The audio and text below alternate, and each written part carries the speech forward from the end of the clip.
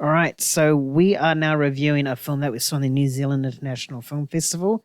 It's called Past Lives, directed by Celine Song, and it's her directorial debut. And she's also getting there's a lot of chat around her about her being a nomination for Best Director as well. It stars Greta Lee, and the film is about two childhood friends that have a very close relationship until one of them immigrates to the States, and then 12 to 20-year-old odd years later, they reconnect, and one of them is married, and the other one still someone has feelings for them. So we see that conflict within all three characters. So, James, what are your thoughts on Past Lives?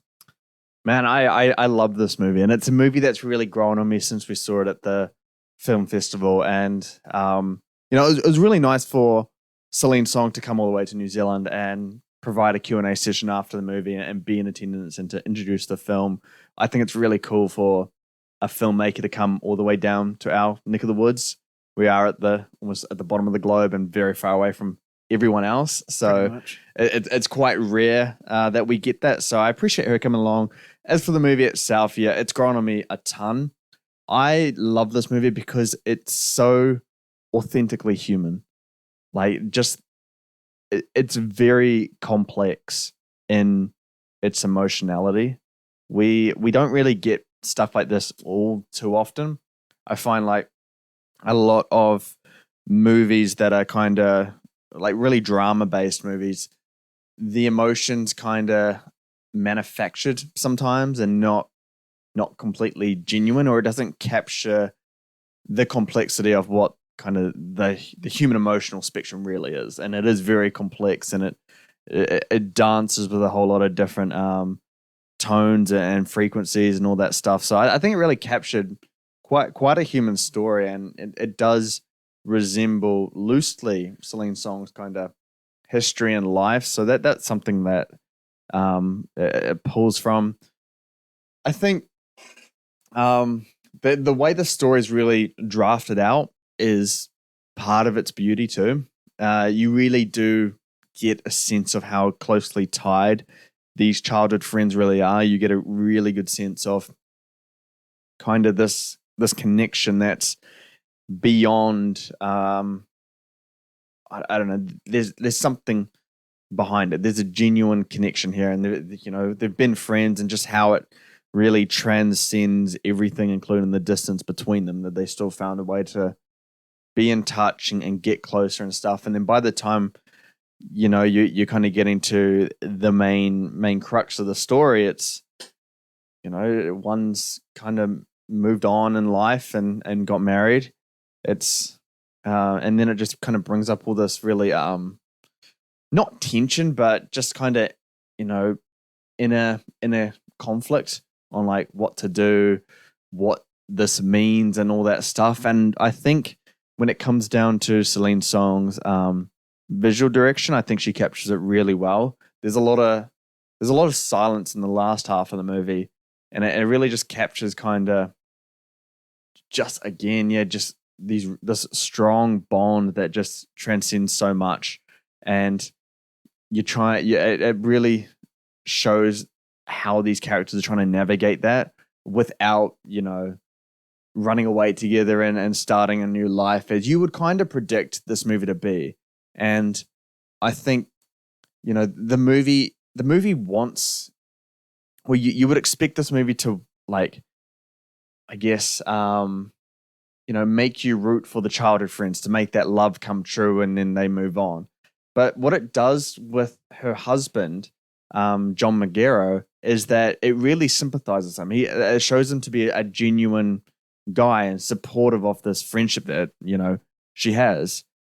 And so again, it's just very real. Sometimes it doesn't work out like that, and that's okay. It's just it could have been in a past life, as they would say. But yeah, I think it's a really beautiful story, and yeah, it kind of does resemble some connections that we have in life, and how we have to let go of that stuff at some point, and you kind of just focus on who's with us now, and who's there, and it's just how it is. For this to be Celine Song's director debut, amazing stuff. Like, This is real talent here in the directing space. Just she kind of nails everything. I think the score in it's really incredible. It's somber when it needs to, and it really elevates the emotion. It's particularly in one of the final scenes in the movie. It's really powerful stuff. Again, visually, I think the cinematography is fantastic. It's really good. I have nothing but good things to say about this movie, and it continues to grow on me day by day. I'll be very interested to see where I feel about this movie when the awards buzz comes to a close, and how I feel about 2023 as a year in film. Yeah, what about you? Yeah, you covered all the points pretty nicely. Yeah, but I'm pretty much in agreement with you. I think it was an absolutely fantastic film, and the fact that it's Celine Song's like first directorial debut, and she's getting all this recognition already, just goes to show how much of a talented sort of director she can be and become. So I sort of hope she sort of keeps creating bangers after bangers. In regards to the story, I thought it was fantastic.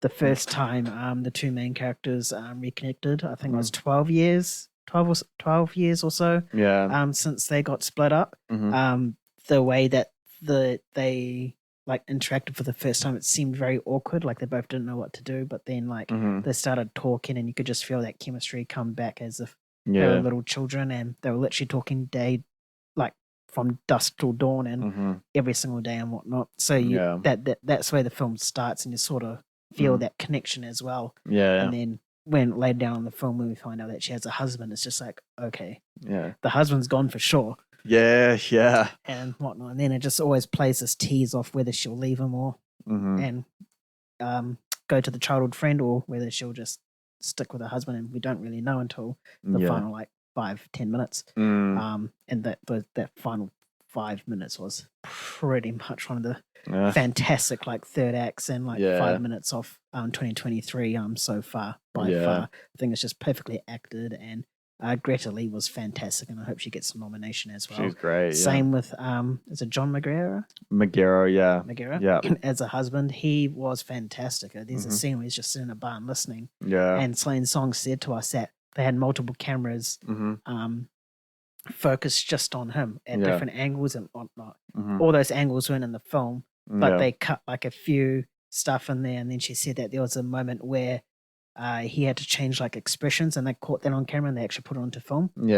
So it's really fantastic to see that sort of creativity from like a director, and the talent that he had to show that, where all he was doing was just listening and acting to this conversation while also staying in character. For me, I couldn't really resonate with the film on a personal level, just because I couldn't quite relate to it that much because I never had that experience. But but I definitely did feel the emotion and whatnot. Same especially at the end. That end part's pretty brutal.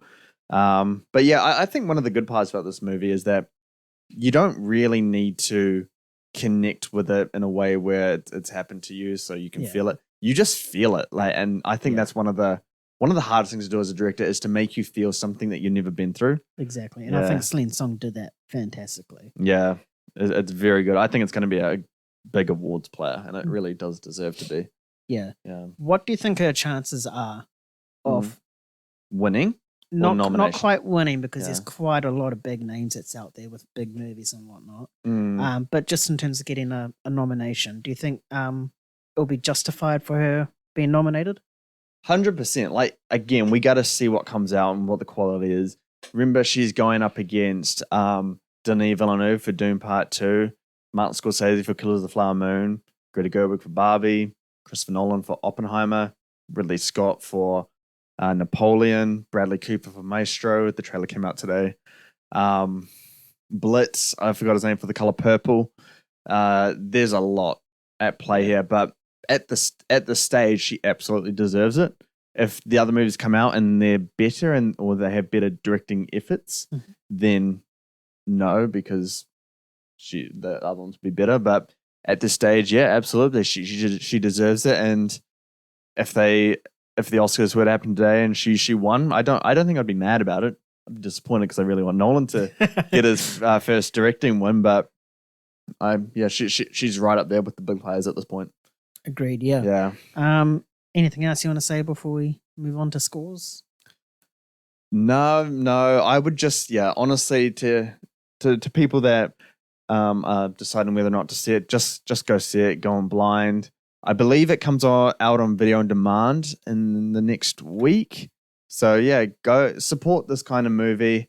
I believe it. Yeah, A24. So yeah, definitely support it. And yeah, I'd rather leave this movie more to the viewer to let them experience this movie in their own subjective light. Because it is a truly personal and human movie.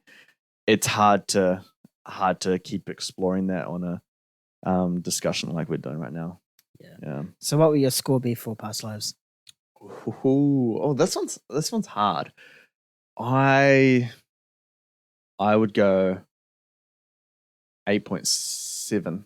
8.7. Yeah, it might be higher by the end of the year, or it could be low, but it would probably be higher. Yeah. My score is 8.3. 8.3. 8.3.